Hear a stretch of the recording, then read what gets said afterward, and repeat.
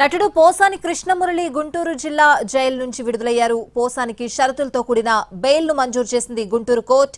చంద్రబాబు, పవన్ కళ్యాణ్, నారా లోకేష్ లను అసభ్యకరంగా దూషించిన కేసులో అరెస్టైన పోసానికి ఇప్పటికే రాజంపేట కోర్టు బెయిల్ మంజూరు చేసింది.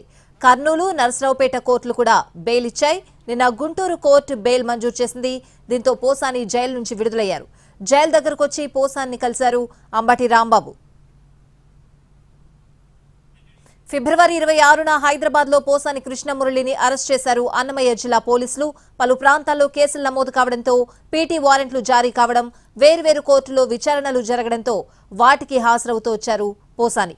కోర్టులు రిమాండ్ విధించడంతో మొదట రాజంపేట జైలుకు తరలించారు. అక్కడి నుంచి గుంటూరు సబ్ జైలుకు తీసుకెళ్లారు. ఆ తర్వాత ఆదోనికి తరలించారు. అనంతరం మళ్లీ గుంటూరు సబ్ జైలుకు తీసుకొచ్చారు. అయితే ఆరోగ్య పరిస్థితులను దృష్టిలో ఉంచుకుని బెయిల్ ఇవ్వాలని పోసాని చేసిన విజ్ఞప్తిపై గుంటూరు కోర్టు సానుకూలంగా స్పందించి బెయిల్ ఇచ్చింది.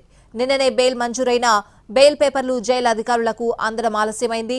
ఫార్మాలిటీస్ అన్ని పూర్తయిన తర్వాత ఇప్పుడు జైలు నుంచి బయటకొచ్చారు పోసాని.